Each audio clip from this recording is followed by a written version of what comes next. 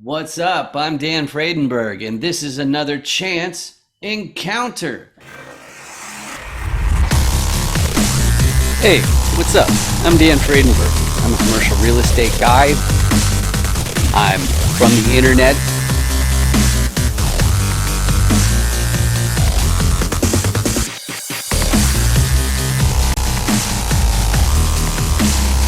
Power lines today just be kind of close. What's up again? This is Dan Fredenberg.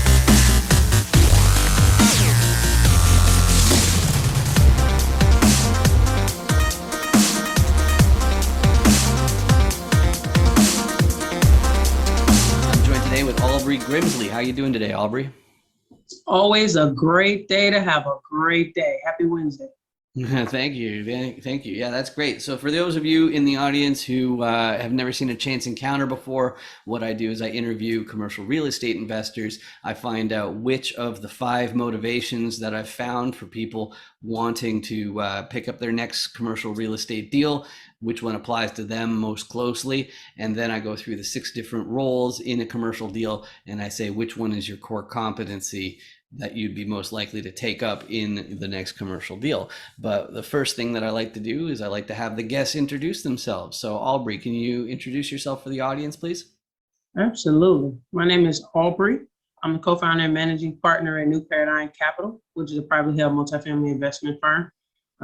We primarily look in the Florida, Georgia, Texas areas. When I'm not doing that, I have a nonprofit with a couple of business partners. One, we started a college private school for the local college, and the goal is to have incoming high school freshmen graduate with a 4-year high school degree and then leave college with a 2-year degree, not going to college, still trying to figure out what they want to do their junior year. They already know how to do it, who can help them do it, and more importantly, they're starting their entrepreneurial journey before they actually reach college. We can eliminate student loan debt.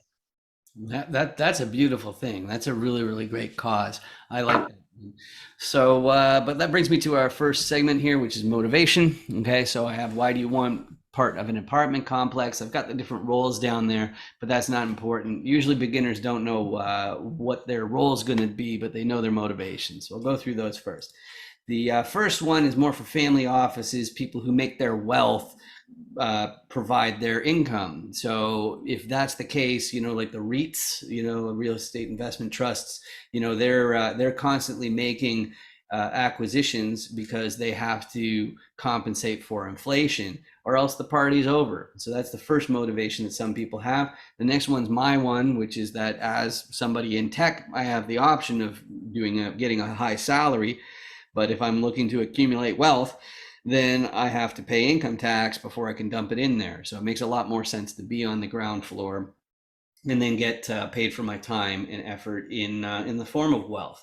But the next one is the most common one. People want to fast track their retirement. Of course, part of that means that you've already started, because like fast tracking your retirement doesn't count if you're like 21 years old and you haven't had any time in the workforce or anything.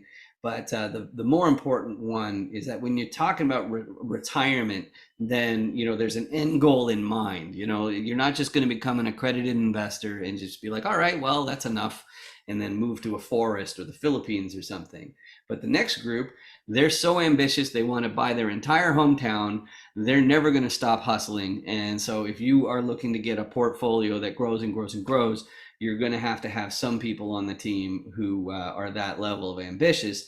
But the next one, and it sounds like that's something that is big for you, is some people have a sector of society, or sometimes it's animals or something like that they want to support. And of course, the more wealth you accumulate, the more difference you can actually make and impact in that sector of society. So some people just want to help people or help a sector of society or animals or something, and that's why they want to increase their wealth. So out of those 5, what describes your situation or resonates with you best, Albrey, or what combination of them? I definitely want to give back. I have a motto: learn, earn, return. Success is a habit, not a goal, therefore it's a choice. So I choose to connect with like-minded individuals so we can help other individuals and educate them on their journeys. And oftentimes it starts with the core of who we are. As far as kids, they're impressionable. They want to know more. They want to do more. However, you have to have the right individuals around them to allow them to do those things. So that's why in the investing world, it allows me to learn, earn, and continuously return. And then we return and show those things, whether it's through the game of cash flow, whether it's through, putting, investors in front of them in different asset classes to where they can see that you can't own an apartment building, you can't own a storage facility, you can't own a mobile home park. If you choose to, it's all about your mindset. And you have to be willing to change your mindset. And I think the distance between failure and success is discipline. If you're disciplined and you're committed to those goals and you set goals, you will achieve them. You just have to surround yourself with the right individuals.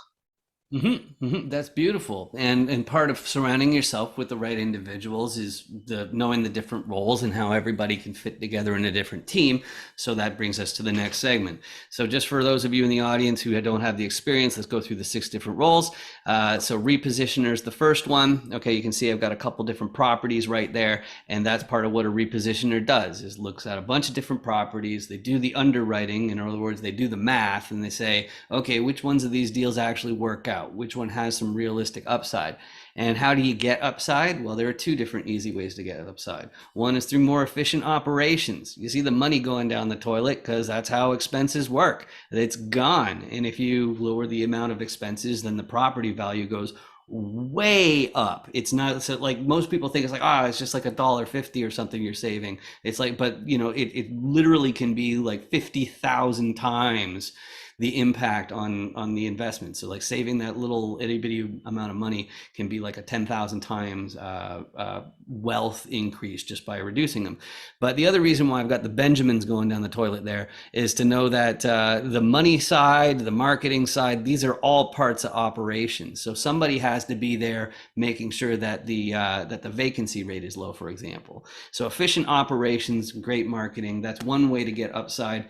Oftentimes that's not enough. So frequently they'll end up getting a contractor team in there to make the place nicer. That way they can charge more in rent. So then the property makes more money for all of the investors, everybody who's involved. But if you are a repositioner like me and you are from the internet, then you've got a problem because you can't be there in an hour. So you're going to need a local. You're going to need the boots on the ground so that they can keep an eye on the operations, making sure that they're actually doing their job, and also keep an eye on the contracting team to make sure that they're finishing on schedule, they're not cutting corners, all that sort of stuff.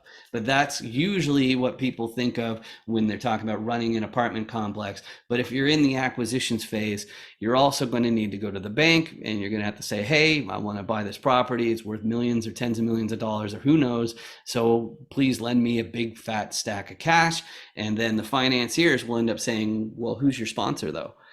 And the sponsor is someone who already owns a similar asset. So if you want to buy a 350 unit apartment complex and get a loan, you have to have somebody in the fold who already owns a 350 unit apartment complex. And through the team, you have to have the net worth of at least the value of the loan.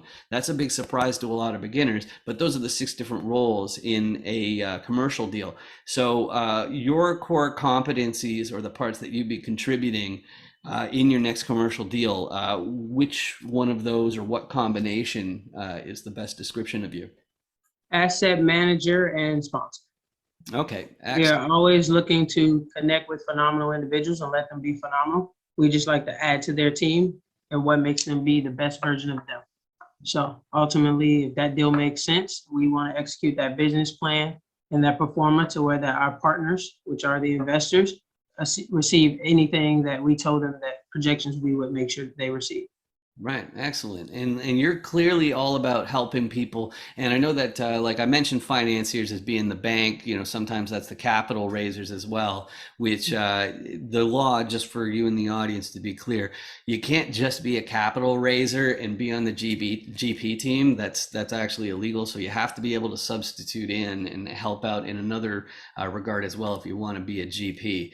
But the reason I bring that up is because I always ask my guests, who in real estate can you help more than anybody else? But I need to emphasize that you can't entice investors because that's against SEC rules.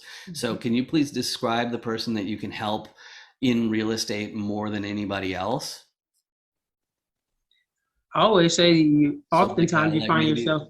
yeah, a lot of the time it's a beginner, and they want to know more about like the acquisition side and like how to get into deals. Absolutely. That's what you described earlier.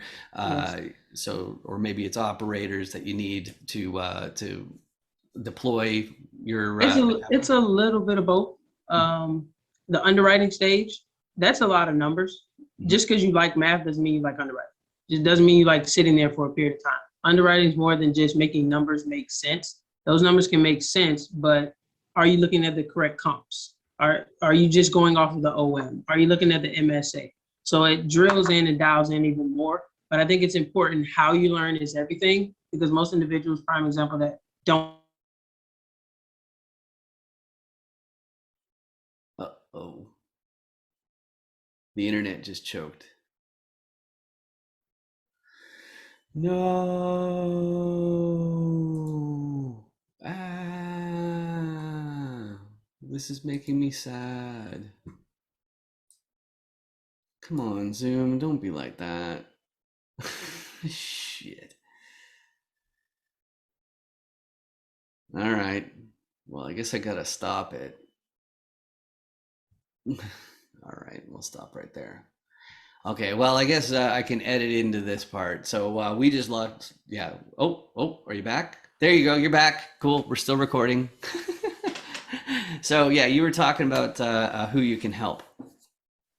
No, we can help the new beginners, the ones that are experienced as well, because I'm a firm believer in every deal is a new deal. You learn something regarding every acquisition that you go through, whether it's in the beginning, whether it's full term, and more importantly, once you close on a deal, that's great. However, it's just starting.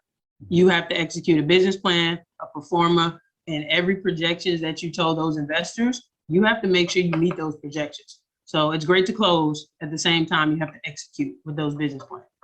That's beautiful. And you mentioned the geographic areas that you focus in, but as far as the unit counts, like what's your ideal property or your sweet spot where it's much easier for you to say yes to that property than another kind of property?